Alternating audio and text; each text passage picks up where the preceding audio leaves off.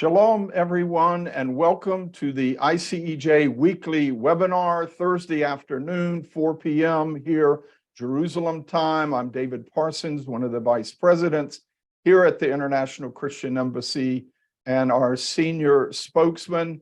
I'm coming to you from a very wet and rainy Jerusalem. We've had a bit of a late winter storm that in some sense it feels a little like it's dampened some of the tensions over the past week or so of the Passover holiday, also at Ramadan, where there was an escalation in violence, terror, rocket attacks that we're going to be addressing today. The rockets and terror at Passover is our theme.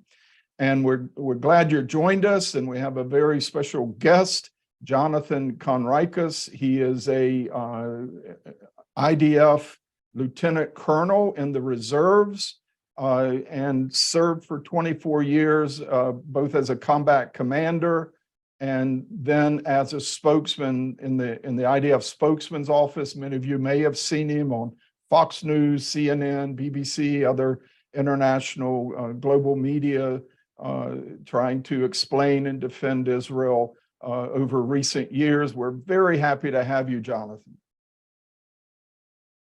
Thank you. Thank you. I'm very happy to be here. A pleasure, an honor. And shalom I'm actually in Modi'in right now, so not so far from Jerusalem. Shalom to wherever you are watching from.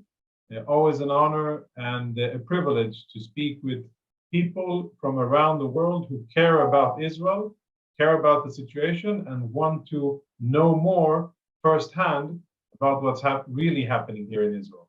Yeah. Now, it says on Jonathan's CV that he's retired from the IDF, but I don't think he's retired from defending Israel. He's still an advisor affiliated with the Foundation for the Defense of Democracies, run by Clifford May in Washington, an excellent conservative think tank there, and as well affiliated with the Israel Defense and Security Forum, the IDSF, which was founded and is headed by our friend General Amir Avivi, who we've had on as a guest several times recently. Very sharp, very astute in his insights, but we know Jonathan can also really take us behind the scenes of what's happening, give us the latest. We're so glad to have you, Jonathan.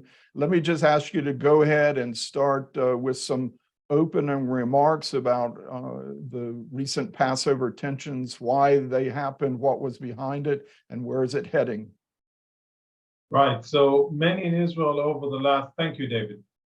Many in Israel over the last few weeks, in greater detail and greater intensity over the last, let's say, week and a half, have the impression that Israel is again under attack, and this time from different fronts simultaneously. We've had rockets being fired from Lebanon. 34 rockets were fired from Lebanon last week. We've had terror attacks in the Jordan Valley, where 3 Israeli women were brutally executed, murdered by a Palestinian terrorist. We've had rocket fire from Gaza. We have had violent clashes and rioting in Jerusalem, in the Old City, and on the Temple Mount by Palestinian worshippers, including inside the Aqsa Mosque. And we have had very violent rhetoric and incitement all over social media, most of it emanating from Gaza, governed by Hamas and the Islamic Jihad. And we are preparing for tomorrow, which is the last Friday of Ramadan, the Muslim holy month, which historically speaking is always very tense. And it usually is the culmination of many efforts by the Islamic Republic of Iran to incite violence in Israel, around Israel, along its borders, and Judea and Samaria, Gaza, wherever it can be done. So we are bracing for that. It is tempting to accredit all of the violence here directly to Iran and only to Iran. But if we zoom in a bit higher definition, then it's actually, you could say that Hamas, the terrorist organization that has been governing the Gaza Strip ever since 2007, is actually taking a book, or sorry, a page out of the Iranian playbook, as in they are now implementing the same strategy of using proxies in order to engage with Israel, doing it indirectly and hoping to be less exposed to Israeli retaliations. What we've seen over the last 2-3 months is growing incitement on social media by Hamas, calling for violence during the month of Ramadan and calling for young Palestinian Muslim worshippers to abuse the access that they get to the holy sites, the Temple Mount and the Al-Aqsa Mosque, and to confront Israeli security forces, to engage, to confront, to riot, to do whatever violence they can in order to generate a sense of urgency and for the rest of the Arab and Muslim world to be appalled or angered by whatever media, whatever visuals, video comes out of the Temple Mount, and to respond to that, and then to generate a circle of violence. That is the general strategy that Hamas has been deploying over the last months. And as we're speaking now, we're getting towards really the peak or the pinnacle of the many months of efforts by Hamas, by the Islamic Jihad, and by Iran to escalate the situation. I totally agree with what you said, David, that the weather may have a chilling effect on the situation because it is unusually cold and rainy. And that's a beautiful thing because that will surely help calm tensions and cool a few of the more hot-headed people who may be seeking to escalate the situation. What I would like to focus on in terms of things that are happening, if we zoom out, and I think we'll discuss it in greater detail, the big picture in the Middle East is not, in general terms, a good picture when we speak about the US and Israel. There are many in Israel who are trying to put lipstick on a pig and say that the situation isn't as bad as it is. But now, since I'm not in uniform, I can say things that aren't the official message paper. I think that the deal between, or that the diplomatic achievements that Iran has been achieving over the last months, first and foremost with Saudi, but also with other Gulf states, are very important for Iran, and they are very negative for, first and foremost, for the US, for US international standing, for stability in the Middle East, and for Israel. Internal issues in Israel and how they are reflected in the Middle East, watched very closely by all of our enemies, also have great effect. And I think that all of our enemies are looking at, and specifically Iran, are looking at the internal situation, the internal political situation in Israel, and trying to prod and sense and understand if now would be a good time to implement a large-scale attack against Israel using the various proxies that are deployed along our borders, and some of them very close to us. So those are significant events that are happening. I'd like to remind everybody that in 2021, Ramadan of 2021 started quite similar with Hamas incitement, violence on the Temple Mount, which then escalated into rocket fire by Hamas on Jerusalem, at our capital, causing also casualties. And then that caused 11 days of fighting between Israel and Hamas, with 11 Israelis killed and quite a lot of Palestinians killed as well, and a lot of bloodshed and fear and violence. That was 2021. I hope that can be avoided. And judging from the situation today, it seems as if Hamas is trying to, again, as I said, use proxies, other organizations, whether it's Lebanon or in Judea and Samaria and in Jerusalem, to use others in order to pressure Israel without taking the fight to their home turf, to the Gaza Strip, where they know that they will face dire consequences. So it's a combustible situation, and I think we have a lot to unpack if we go into detail. A few challenges. And last thing that I'll say as opening statement is that in general, what I think that Israel has done so far in response to Hamas and Iranian attacks has been the least necessary, the bare minimum of military response against these attacks. Rockets fired from Lebanon, rockets from Gaza, terror attacks in the Jordan Valley and in other parts of Judea and Samaria, and attempted attacks in Israel. So Israel has done relatively small, concentrated efforts, indicating to our enemies that Israel isn't looking to escalate the situation now, that Israel wants to allow the holy month of Ramadan to end, the Jewish holiday of the Passover, Christian Easter, which is celebrated as well. All of these three very important holidays to be celebrated, and then perhaps preparing for whatever will happen in the immediate future. David. Okay, thank you, Jonathan, for that excellent overview. Some of this is familiar. We're kind of used to escalations around the Jewish and Muslim holidays, but some of it is new, where for the first time you had almost intentionally a rocket volley from Gaza, followed by a large rocket volley, the largest in years, from Lebanon, and then 6 or 7 rockets from Syria, one right after the other, sort of signaling Israel this multi-front war is on your doorstep. And so we want to talk about that, but let's start with some of the familiar. You mentioned May 2021, just a couple years ago, where it was Ramadan, but it was also like near Jerusalem Day.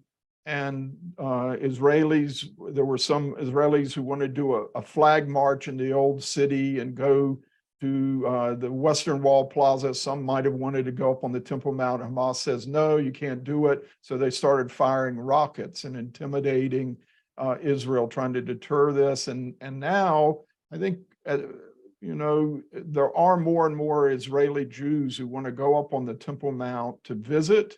Some want to pray up there. There is limited prayer, very structured, very guarded, and it's not, you know, provoking in any way to do that. But they're using that as a pretext. That happened again when I understand there were some radicals even spending the night up in the Al-Aqsa Mosque, and they had fireworks, rocks, and maybe even some pipe bombs hidden to attack any Jews who might have come up there to visit. Yeah, definitely. I mean, I think it is, you know, as for anybody who respects and reveres holy sites to any other religion or to his own religion, I look at the behavior of so many young Palestinian Muslims, how they behave in what their religion considers to be the third holiest site, the Al-Aqsa Mosque.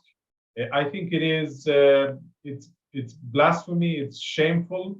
They are in premeditated acts of violence. They're bringing rocks, fireworks, Molotov cocktails, and weapons to the Temple Mount, what they call Haram Sharif, and they do so in preparing for acts of violence against Israeli security forces.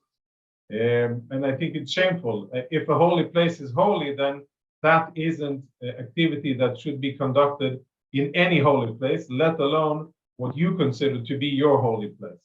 And I think it's very important that so many young Palestinian Muslims are victims of online incitement by Hamas and by Iran, who are really have very large, substantial propaganda machines that are pumping out incitement videos and calls based on half-truths, and they're using religious edicts and things that are required according to Muslim faith. They're abusing that and calling on young Muslims to implement or to show their devotion to the religion by staying overnight in the mosque, by refusing to vacate according to the established status quo and the procedures of the prayer, and then firing firecrackers from within the mosque at Israeli security forces. All premeditated, and the aim of what they were doing was to create exactly the type of videos that they filmed from within the mosque, specifically for the purpose of those videos being broadcast around the Arab world and the international community to generate outrage and to generate this, religious anger and rage, which is very fake. I think official Israel and the security forces are very, very respectful of Muslim and of course Christian, but very, very respectful of Muslim rights to access and freedom of religion and freedom of prayer on the Temple Mount. I would say that Israel implements Muslim freedom of prayer much more than it implements Jewish freedom of prayer on the Temple Mount. If I, as an Israeli Jew, would want to go to the Temple Mount today and visit or pray, I would face a lot of hurdles before I would be able to do so. I'd have to get the special permit and go to through a certain gate at a certain time, through metal detectors, and I wouldn't be able to pray. I don't know if this is common knowledge or not, but the Jews aren't allowed to pray on the Temple Mount. Christians neither.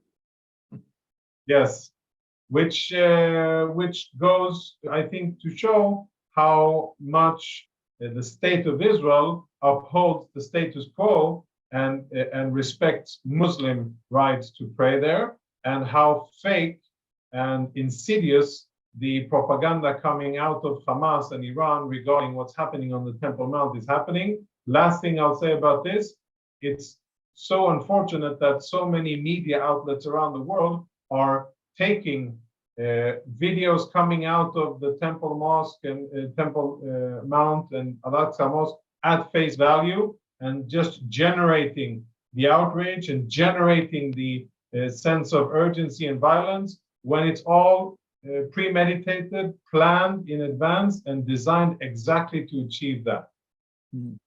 Yeah, I think, all this incitement online that you're talking about that was whipped up out of the Israeli forces going into the Al-Aqsa Mosque, it was these Muslim extremists who violated, they defiled that holy, in their eyes, a sacred place when they took weapons in there. And, you can use a church or a synagogue or a mosque as a sanctuary, but you can't take your weapons in there. As soon as you do, you no longer have immunity in there. And I understand the Israeli forces only went in when they had barricaded the doors to the Al-Aqsa Mosque so that regular worshipers who wanted to come there and pray were not allowed to come in. And that's why they knew there were rocks and fireworks and perhaps pipe bombs in there, and they went in and tried to cleanse that out in the best way they could. Exactly. That's exactly what happened.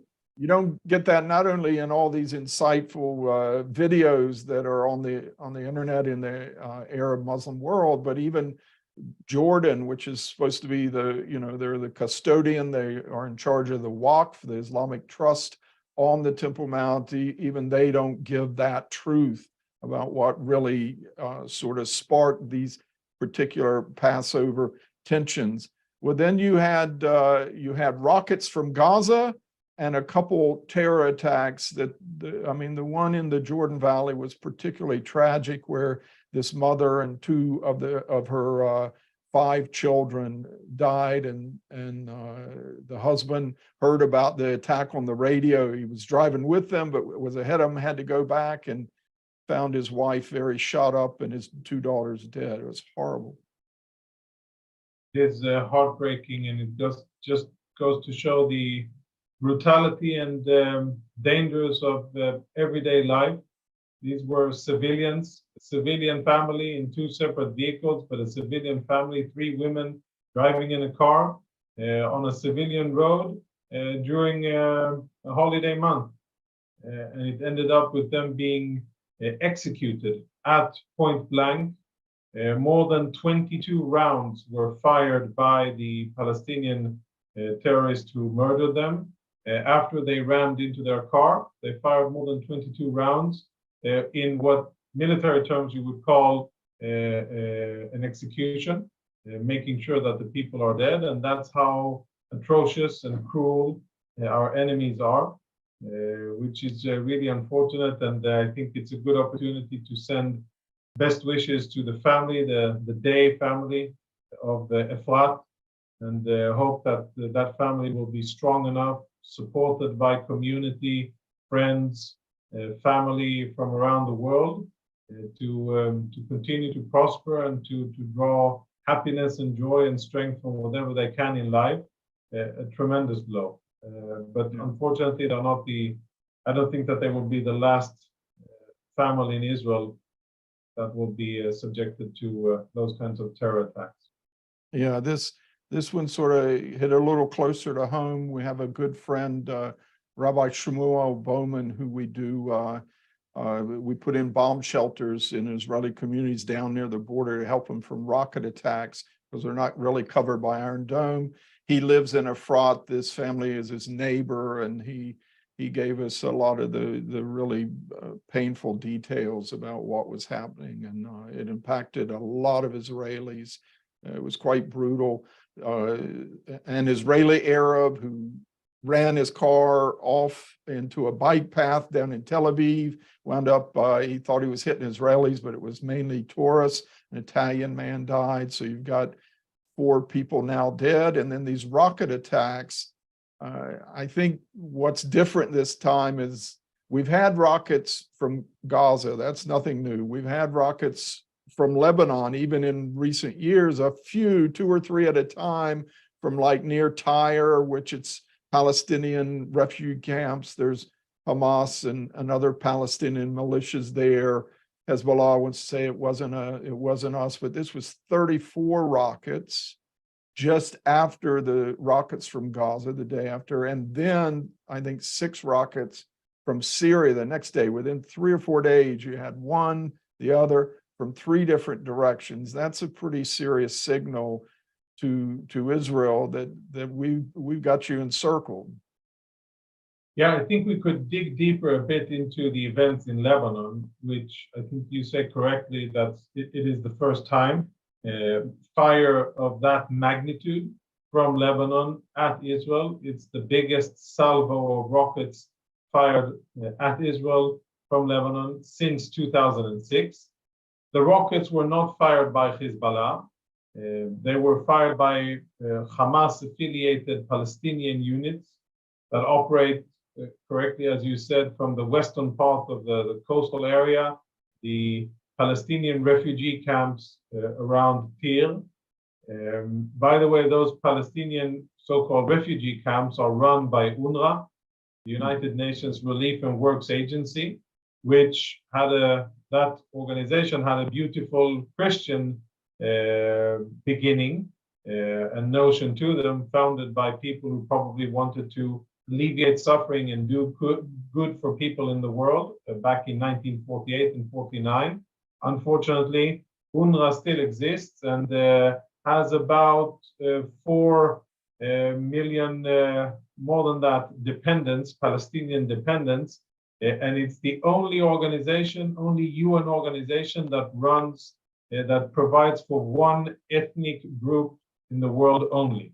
Unlike any other UN organization that provides services to whoever needs, usually based on location, this one caters to one ethnic group, and it actually deviates from the standard UN definitions of refugee, because anywhere else you look in the world, a refugee is a very temporary status.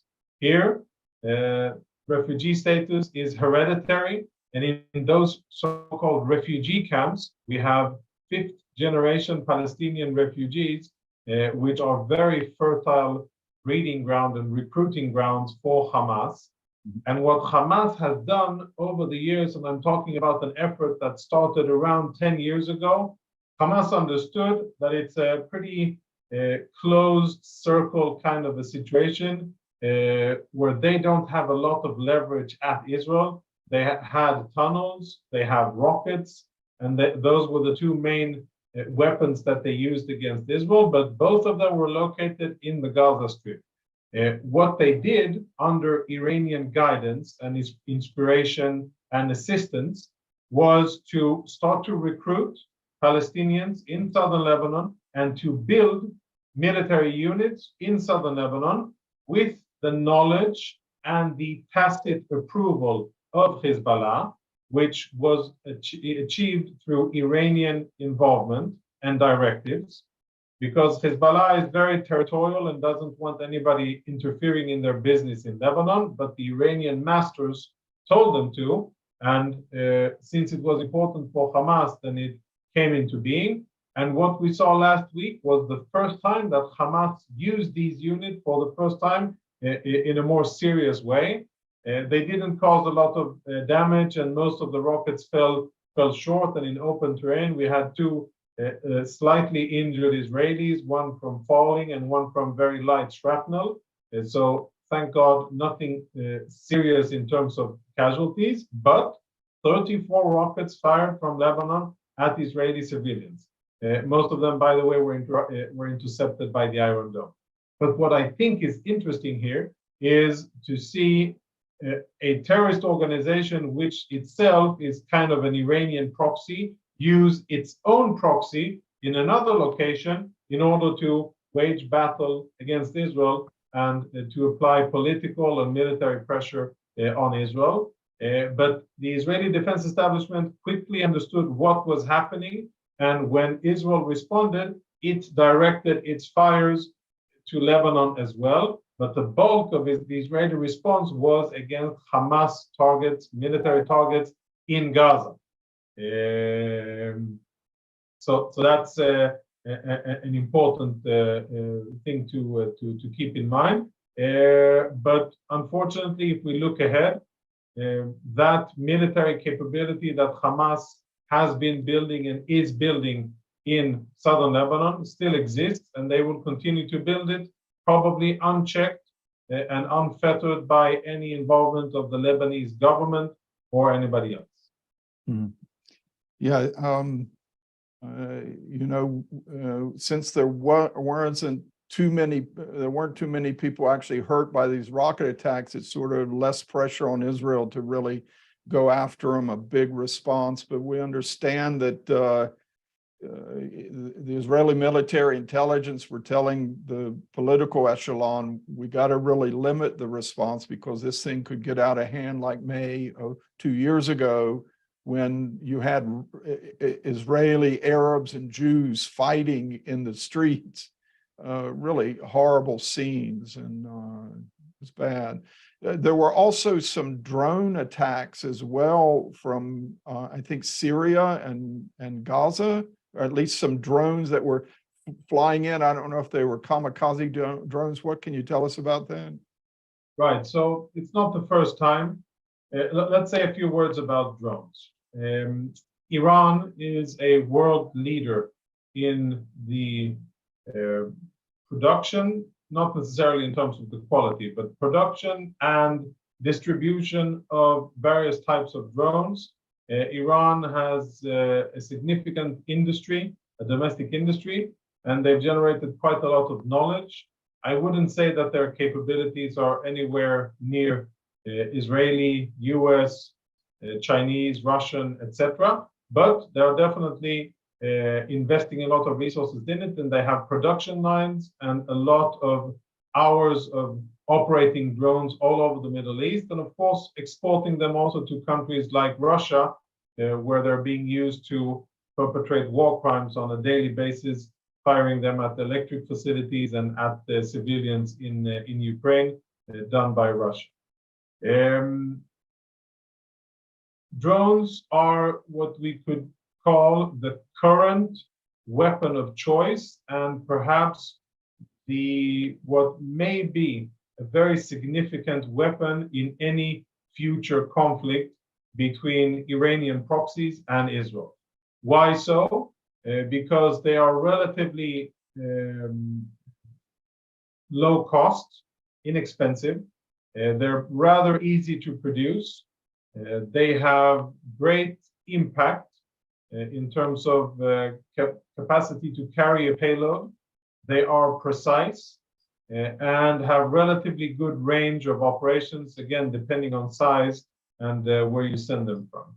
They're also easy to transport from Iran, to proliferate, to provide them to other organizations like Hezbollah in Lebanon, Hamas and Islamic Jihad in Gaza, their Iranian militias in Syria. So those are the main reasons why drones are such a popular weapon. We saw Hamas and Islamic Jihad in 2011, May 11, try to dispatch 5 drones, UAVs, towards Israel during the operation there, during the fighting. All 5 of them were intercepted.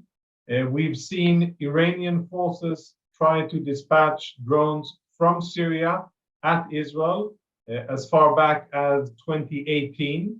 I remember it very vividly because I was in duty at the time, and it happened when I was the IDF's international spokesperson.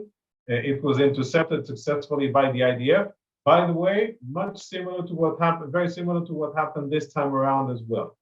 Hezbollah in Lebanon possesses a significant arsenal of drones, some of them for intelligence collection purposes, and some of them for offensive attacking purposes, which is what we usually call kamikaze drones or loitering munitions.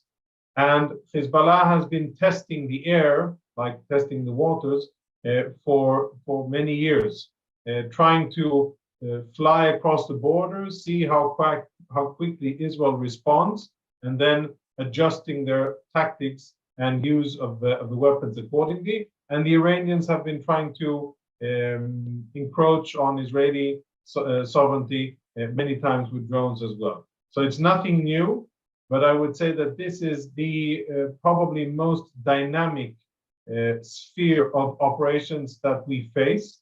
This is where the Iranians are putting a lot of effort and money and equipping all of their proxies with these weapons. And it's something that is relevant for other countries, and not only for Israel.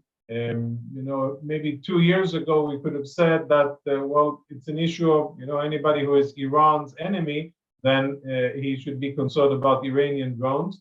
Then the Russian invasion of Ukraine happened, and then all of a sudden, it's not only an Israel issue. And of course, Iran used its drones to attack the Saudi American oil facility a few years back in 2019. And they can attack various other targets with their drones as well. So it's not something that is limited to Israel. Israel has a lot of experience defending against drones, and we are developing more and more systems as we go by. It is a weapon system that is difficult to detect and intercept in real time, and most of our systems are geared for bigger targets that have a bigger either radar signature or silhouette or fly slower. The drones, they're small, they're quick, they're lethal, and that's why they are so popular amongst terrorist organizations. Yeah, the attack in 2019, I think Iran showed they could do this very coordinated, large-scale operation, coordinated missile attacks fired from several directions and drones coming from several directions that hit the Saudi oil fields in the east. And even the US, which has, ships and military installations all over the area, somehow they didn't detect it. And just as bad, the US did not join the Saudis in responding in any way, which I think in retrospect looks like a mistake. But the Iranians have good capabilities, very sadly, in drones. And I think that's part of the message they send, firing rockets and sending a couple drones at the same time, that reminding Israel of their capabilities. Just as a sort of aside, Israel is also developing this Iron Beam. It's a laser system different than Iron Dome that might be able to take care of some of these new threats of drones and whatever, a laser system and the radar. Can you tell us anything about that and how soon it might be deployed? Yeah, so Israel has the Iron Dome, which is the world's best and most combat-proven interception system in the world, with an interception rate of about 92%, real-life scenarios. It's tremendous. It has saved hundreds of thousands of Israeli lives, and I would say millions of lives of Palestinians, because it allows Israeli decision makers that more time and ease of decision, because it greatly diminishes the amount of casualties on the Israeli side. It has one significant drawback, or a few. One, that yes, that's correct. It is very expensive. It is an expensive system to run, operate, and most importantly, the interceptor missiles, they're called Tamir in Hebrew. They cost around, now I think that the cost is around $50,000 per missile. Went down from $120,000 in the past. Some of it has to do with economy of scale and mass production. But these interceptors are very costly, and they are not all produced, most of them are not produced in Israel, and Israel depends on the US and US congressional approval for the replenishment of these interceptors. So that's one drawback. A second drawback is that the system, while excellent, can be overwhelmed in terms of the amount of rockets that it can intercept at any given time, and then how long it takes to reload any launcher. Of course, I can't go into details because that's classified military information, but what I can say is that Israel is very much aware of the fact that it has a finite supply of missiles, and that there are many times more rockets aimed at Israeli civilians than there are Iron Dome interceptors. That is the kind of reasoning that has led to the development of the Iron Beam, which is still in developmental stages. It has gone through successful trials of intercepting rockets, UAVs, and missiles, all in test areas done in Israel, and is moving forward in its development to implementation. I don't have any latest and updated information on when that is going to happen, but when it does, what that system is designed to provide Israel is the ability to deal with the numbers, the massive amount of rockets that, according to any scenario, any war case scenario, will be fired at Israel. That is what the system is designed to deal with, by simply being able to fire beams of laser or projected energy and reloading or recharging itself very quickly, and not relying on missiles being provided from around the world to Israel, or delivered from around the world to Israel, but only on electricity and a chemical reaction that is generated on stage. So hopefully that will happen as soon as possible, and then that will be a game changer in terms of Israel's ability to defend its infrastructure and civilians. But that's also an incentive for Iran and its proxies to go ahead and fire their missiles now before this iron beam is, I think this is the heart of the calculations right now, because the strategy is Israel hasn't faced this all-out multi-front war yet. You had one with Hezbollah in Gaza that basically tied up the north half of the country. Hezbollah's range has extended. They have targeted missiles, now drones. They can hit all the way to Dimona and places in the Negev, Beersheba. Hamas can now reach central Israel from the south, but they've never really fired. It's been one of the questions I've asked and Israeli leaders, security, political leaders, why haven't we had this two-front war? It's actually a three-front war, maybe even also a front from Iraq. Some analysts say even from Yemen, from all sorts of directions, that you could have 1,500, 2,000 rockets a day fired at Israel, and it would overwhelm the Iron Dome. Yeah, well, I think the main reason why it hasn't happened today is related to what all of our enemies understand the consequences for them would be. They understand that if they might be able to fire a lot of rockets at Israel, and they might be able to cause damage to Israel, and even kill Israeli civilians and cripple perhaps the economy for a while and really set Israel back.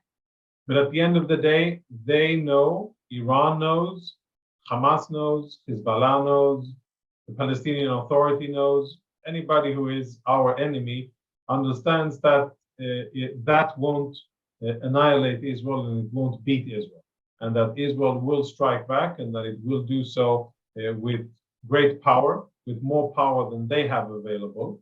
And so far, I think they've been making the calculation, is it worth it?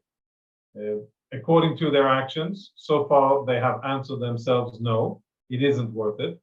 And I hope that they'll continue to make that calculation and continue to understand that it is not in their interest to attack Israel in such a way, because at the end of the day, they will suffer. We have two more areas I want to cover in our time with you today, Jonathan. This is excellent stuff. We really appreciate it. One, it's not so nice to talk about, but Israel's internal divisions over the judicial reforms, and even the way a lot of Western countries, even the American Jewish establishment, they really don't like this new Israeli government, particularly some of the more strict religious elements in it. And this seems to have made Israel at least look or appear to be a little more weak and vulnerable in the eyes of Iran and some of its proxy militias, Hezbollah, Hamas. Was that a factor in all of this? Yeah, I think it's definitely a factor. And perceptions are very important when you deal with deterring enemies. And the projection of strength, unity, composure, capability to act, capability to take decisions. Those are very important images that you want to be able to constantly project and maintain, and have credible actions that support that image. And when the government chose this path of the so-called judicial reform, that had a lot of pushback in Israeli society, including in the defense establishment, and it led to mass protest on the street, which was then amplified in the media, and as you said, reflected globally and at the let's say two decision makers of our enemies as well. And I think that my personal assessment is that I think that the attacks that we saw over the last week and a half, 2 weeks, especially the ones from Lebanon and Syria, I think are related to an attempt by Iran, by Hamas, and to a certain extent Hezbollah, to kind of test the waters and see what kind of response Israel is capable of delivering back, while it is in such an internal delicate situation. My hope is that, and what I think should happen, is that the government, which is responsible for everything that happens in the country, the democratically elected government, should govern and should do so wisely and should reach a compromise with largest parts of Israeli society, to do it in a honest, well-intentioned and professional way, and to get the support of the overwhelming majority of people in Israel who are patriots, who care about the state of the situation of the country, and who want stability and who want to continue to live here prosperously as a Jewish and democratic state. So it is the job of the government to get that done together with the opposition. And once that happens, then Israel can get busy with the real big issues that it has to deal with, Iranian nuclear ambitions, internal issues in Israel, cost of living, and many other things that are really pressing and important. But externally, and speaking about enemies, Iranian nuclear ambitions, Iranian regional proliferation, and aggressive behavior towards Israel, and to try to generate positive traction and to expand the circle of peace, the Abraham Accords, and to bring positive traction with other Muslim countries in the region. I don't think that any of that will happen before the internal issues are, before they find a compromise that is acceptable on a large part of Israeli society. Yeah. You mentioned the Abraham Accords. That's my last big area to cover with you. It looked like Israel was making good progress, these normalization deals with the Emirates, with Bahrain, with Morocco. And then Netanyahu came into power in December saying, the Saudis are next. I'm going to make it my priority. But Iran has pulled off a real coup here with the Chinese as mediator, a rapprochement of this 7-year breach in relations between Iran and the Saudis. Also Syria, which was on the out and out with the Saudis. It's an Alawite regime that was slaughtering Sunni Muslims all over Syria. They're now meeting in Riyadh with Saudi officials, and it just seems that Iran has pulled off a real coup here with the U.S. preoccupied by the Chinese threat, by the war in Ukraine and Russia, the Russian threat, that Israel just looks a lot more isolated in the region by what Iran is doing diplomatically. It's very concerning. Yeah, I think that the Abraham Accords were partially a result of strong Israeli-US ties that were projected around the world, seen and understood by countries in the region as the situation, that the bond between Israel and the US is strong, and therefore these other countries saw it within their interest to align with that. Second, it's also related to the fact that Israel projected strength, capacity, focus, and deterrence when it came to fighting against Iranian malign activities, both against their nuclear ambitions as well as their regional terror and their encroachment in the region. And I think the deal that you mentioned, the Saudi-Iranian rapprochement deal, it's first and foremost a slap in the face for US foreign policy. And the secondary result is Israel. It is definitely negative for Israeli prospects that that happened. And Iran, the Iranians have been very quick to read the map, to understand that the US is seeking to be less involved in the Middle East. And as such, they understand that as a time of opportunity and are pushing ahead, diplomatically speaking, as well as militarily, but diplomatically speaking, and making headway after headway and achievement after achievement in the region, which should trouble people in Washington, as it should trouble people in Jerusalem who deal with foreign policy and national security, and that is definitely a threat to regional stability. I don't think that Iran would have such success if the relationship between Israel and the US was strong, official, out in the open, and let's say looked genuine. And I don't think that they would be doing that if Israel was projecting an image of power and unity. Contrary, if Israel would have its own house in order, then other Muslim countries, I think, would be happy to join. Happy to join what is a strong, vibrant, just, and moral country. But we see things a bit on hold. And again, I go back to what I said, the last question. Once the internal situation in Israel is settled with a positive, genuine compromise that it allows large parts of Israeli society to rally around it and to find solutions in that, I think that will be the gateway through which many positive things will come. Regional agreements, economic achievements, diplomacy, as well as military. Mm-hmm.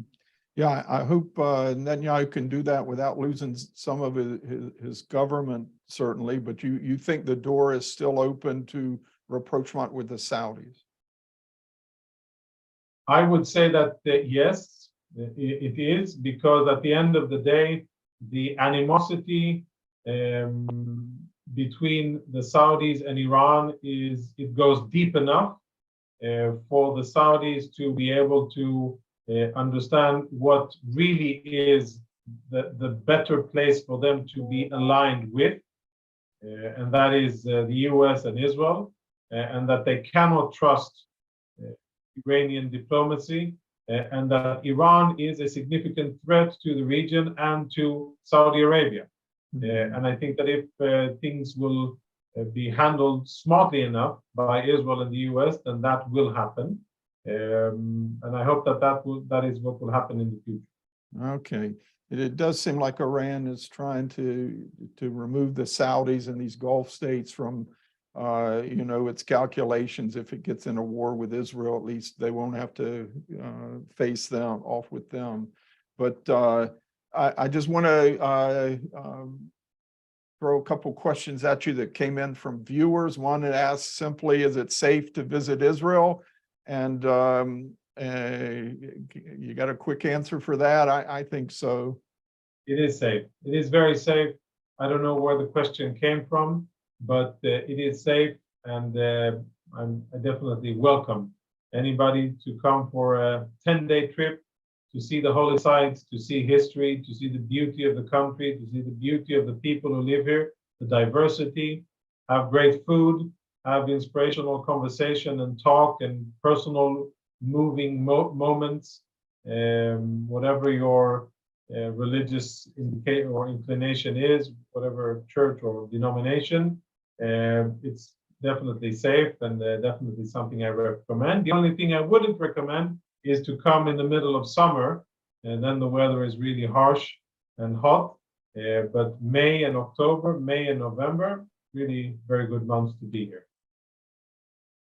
Yeah, and someone else has asked, is Israel going to attack Iran's nuclear facilities anytime soon? I think this is the million-dollar question for all of us. Yeah, that's the trillion-dollar global question. The military option. Israel is preparing one. And as the situation escalates and as Iran continues to proceed to enrich uranium to a grade only necessary for building a bomb, there are no civilian uses of 86 or 90% enriched uranium, but in order to build a bomb. So when they enrich at that level, it's clear what they want to achieve. And as the Iranian nuclear program, military nuclear program proceeds, Israel proceeds with its preparations. And I think that there's a strong, very strong consensus in Israel that Israel cannot allow Iran to achieve military nuclear capabilities. And if push comes to shove, Israel has done so in the past, and I think that Israel will do so again, safeguard its own existence and long-term strategic interests and take action, even if it won't be internationally sanctioned or popular. I can remind everybody here that in 1981, Israel struck Osirak, Iraq's nuclear reactor, and prevented Saddam Hussein, the dictator Saddam Hussein, from achieving military capabilities. And in 2007, Israel struck Syrian nuclear reactors in Bir Azor and prevented the Syrian regime from achieving military nuclear capabilities. Wasn't popular at the time, was condemned at the time, including by our closest allies, but with the perspective of history, considered to be events that preempted and provided regional stability and supported world peace, not less than that.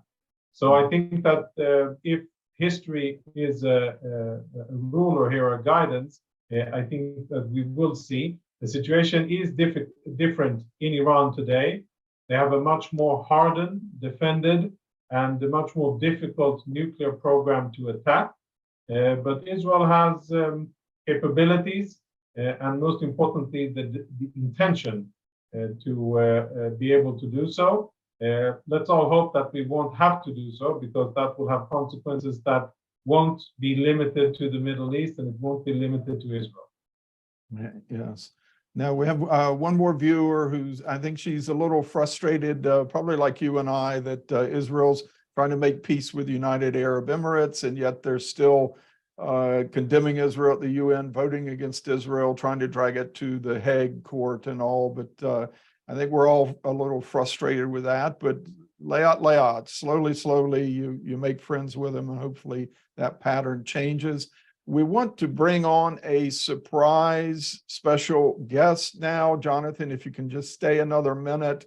Rabbi Shmuel Bowman, who I know you tune in a lot to the weekly ICEJ webinar. You've been our partner for, I think, since 2010 or so in placing bomb shelters down along the Gaza border area, protecting Israeli communities also in the north, but you also live in Efrat, and you're neighbors of this family that got really struck with this terror shooting in the Jordan Valley. Can you share just a little bit with us about that? Sure. Shalom, everybody, and shalom, Jonathan. Shalom. Shalom. I really appreciate your insights. It's very clear why you are the spokesman and continue to really represent us. So thank you so much. Toda rabah. Thank you. One thing that just strikes me just off the top of my head, David, is that the title and the topic today is right out of Psalms 91. And I think of Lo tira mipachad laila, mechetz yaruf yomam. Do not fear the terror by night or the arrows that fly by day. And I think that I don't know if you meant this on purpose, but your combination of dealing with terror and with rockets is right out of Psalms 91. And with that in mind, it's an imperative. It's an imperative not to fear. And I think that how do you not fear? How are you commanded not to have an emotion? And I think that the answer is many of the things that Jonathan was talking about in terms of our ability for preparedness, the absolute necessity to be together and united as a nation. That is absolutely such an important ingredient. And in order to have those in place, I think that when it comes to, I'll just say a word about the rockets, and I've been in touch with the mayor and the security chief of Shlomi, which is the town of about approximately 8,000 people right on the Lebanon border in northern Israel. I encourage people to go and Google it or Yahoo Map or whatever map app you use and take a look at where Shlomi is, and realize is literally on the other side of that mountain range Hezbollah terrorists shooting rockets, and that's where the bulk of the majority of the rockets hit. As the mayor of Shlomi reported on the news, that they completely lack public shelters. And like Jonathan talked about, one of the big fears is that the overwhelming, how Iron Dome can get overwhelmed, and how shelters, therefore, as you know, we've been in partnership together regarding placing so many shelters and really protecting the lives of thousands of Israelis and visitors and Thai workers and so on. That shelters play a very important piece in that story. So we're going to be working closely with Shlomi and helping them get more shelters, there to help save lives for the most vulnerable in their communities. The D family is an incredible family. We've known them for 20 years. They were our neighbors when they moved to Efrat. We lived in Efrat. Lucy and her children and my family are connected. My children know their children, and Leo and Lucy and my wife Leah and I have been very good friends with them for over 20 years. I think that when he talked about some of the takeaways that Leo talked about at both funerals, first the double funeral of his daughters, Rena and Maya, and then for the funeral of his wife Lucy, he talked about the importance of the problem of moral equivalency. And one of the things that we're reading about in the international press, those who hate Israel talk about equating the victims with terrorists, and that we should never and we can never do this. This is something that we constantly must voice our objection to. We cannot sit by and allow that kind of rhetoric to happen. So whatever country people are listening to, when that comes up in the media, it must be responded to. There should be no moral equivalency between that. It's the idea of blaming the victims. I've heard this time and time again, and I'm so thankful to Jonathan for him describing that these are civilians driving on the civilian road. These were non-combatants. These were not soldiers, and they were not driving in a closed military zone. Okay, they were citizens of Israel, civilians driving on a civilian road, and they were cut down. And it's very, very important to be able to voice that to whatever media is happening in your countries. And the other thing that Leo talked about is that we have an absolute failure and a blurring of good and evil. And we must understand, and we know, of people of faith, what good is, and we know what evil is. And our problem in the world today, and it comes out in the media, and it comes out in leaders, that is becoming blurred or completely absent. So those are thoughts that come away. We're friends of Leo and his 3 children. Our community is a strong community. We have really, we're together, and yes, and we're here to help each other. And Leo acknowledged his gratitude to the entire support coming from around the world, including, and he mentioned this at Lucy's funeral on Friday, and he thanked the Christian community worldwide. People have been showing their support, continue to show the support. So thank you very much for this opportunity. Thank you, Shmuel. I know because you were so close to his family, I know this is one of those attacks. A lot of attacks come and go, and you sort of don't remember, but this one will stay with me and with all of us for a while. It's very tragic. And I know we've been in Shlomi with you just a couple of years ago, putting some shelters up there, and we really need to turn our attention to some of the communities like we've been doing. I think we've done 40 or so shelters up there with you. You've probably done a lot more through Operation Life Shield, but we got to get back to more shelters and more. I think we did 40 some last year. It was the year of the 11-day escalation in May of 2021, 2 years ago, where I think that year we did 40 some shelters in the south and starting in the north. Yeah, the north is, you're absolutely right. The north is something we the people in the north don't forget. I mean, sometimes sometimes we're always in a reactive or reactive mode. Rockets coming in from Gaza. What do we do? And as you know, our work is also to be not just reactive, but in a sense proactive, or again, like Jonathan was talking about, good planning. And the North knows this. Shlomi, for example, in 2006, during the Second Lebanon War, was very heavily attacked. Those people who are old enough to remember it, right, know full well what the potential is. It's true, a lot of the kids don't remember it because they weren't around, but they know that they have a very dangerous enemy on the border, supported by an even more dangerous and more powerful country, Iran, that has seemingly unlimited ability to do really terrible things. So it's very, very good that we're coming to their aid, and thank you. All right. Thank you, Shmuel, and great to have you on as a surprise guest. Our thank you again to Jonathan Conricus. You've been excellent today, first time on our ICEJ weekly webinar. We hope to have you back. I think one of the takeaways today is that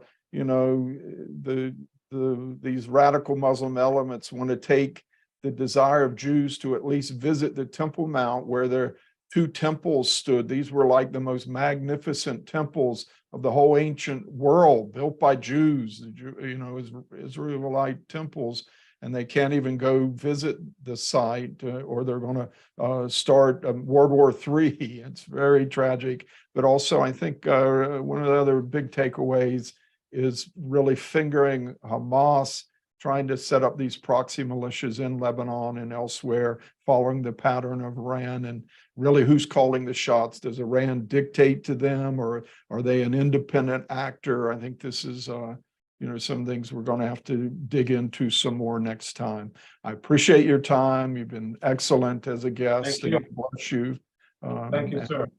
We've got the Yom HaShoah next week, the Holocaust Remembrance Day, and then Israel's 75th celebrations coming up the week after. We wish you the best in that, Jonathan and Shmuel. We want to be able to, have peace and calm and celebrate this landmark with the Israeli people. Let's hope we do. Next week, global prayer gathering next Wednesday at 4 p.m. Israel time. Join us then with leaders from around the world praying for Israel, the region, and your countries. And then next Thursday, again, ICEJ weekly webinar, 4 p.m. Israel time here next week. Join us then. God bless you from Jerusalem. Shalom. Shalom. Thank you, everybody. Thank you, David. Thank you for joining us today. We'll see you next Thursday at 4 p.m. Be sure to subscribe and follow us on our social media pages for more exclusive ICEJ content.